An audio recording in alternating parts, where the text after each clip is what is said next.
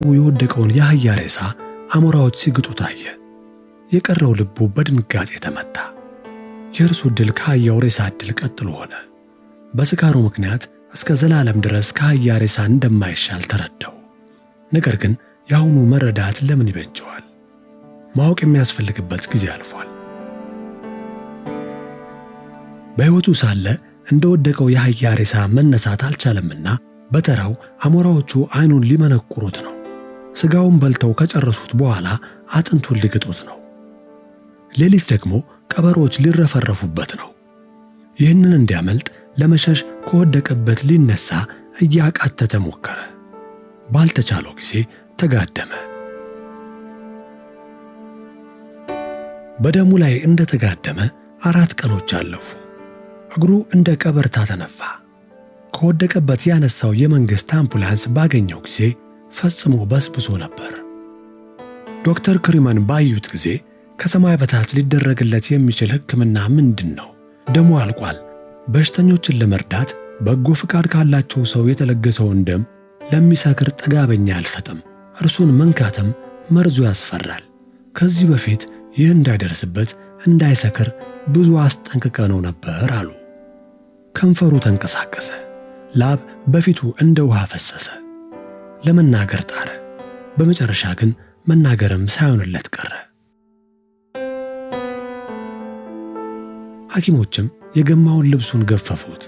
እንደ ቅባትም ያለ መድኃኒት ቀቡት። ከግማሽ ሊትር የበለጠ ደም ሰጡት። መጠጥ ከጎዳው ከልብ ድካም የተነሳ ኤተር ለመቀበል አለመቻሉን ከተረዱ ዘንድ የሚያፈዝ መድኃኒት ጀርባውን ወቅተው ሰጡት። አንዱ ሐኪም ከጉልበቱ ይቆረጥ አለ። ሌላው ግን ሁለተኛ እንዳይሰክር ከቂጡ አስጠግቼ እቆርጠዋለሁ አለና ከቂጡ አስጠግቶ ቆረጠው። የቆረጠው እግሩን ከፊቱ መዝናችሁ አስታቅፉት ብሎ አስታማሚዎቹን አዘዘ። እግሩን ከፊቱ መዘኑትና 10 ኪሎ የሆነውን እግር ይኸውልህ ታቀፈው ብለው አስታቀፉት።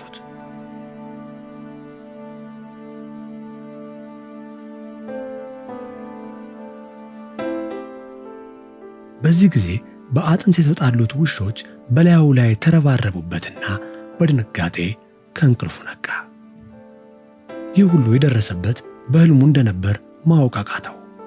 ከአልጋው ላይ ወረደና ገረዱን ወይዘሮ ጥሩነሽን ከመኝታቸው ቀስቅሶ እየጮኸና እየተንዘረዘረ ስንት እግር ነው ያለኝ ብሎ ጠየቃቸው።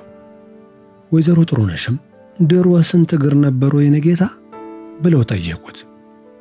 እየጮኸ 3 ጊዜ 2 ነበረኝ አላቸው። 3 ጊዜ 2 6 ማለት ነው። ልጆቼን ያሳደገች ላም ከ4 እግር የበለጠ አልነበራትም። ስለዚህ የእርሶም እግር 4 ናቸው አሉ። የምሬን ነው የምጠይቀው አለና ጮሆ ተንዘረዘረ።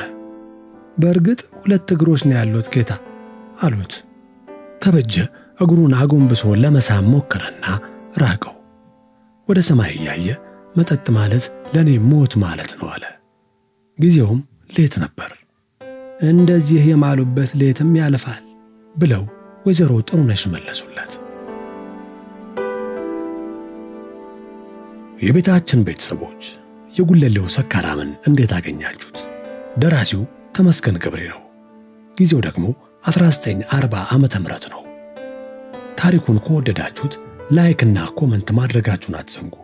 ለቤታችን እንግዳ የሆናችሁ ሰብስክራይብ በማድረግ ይቀላቀሉን።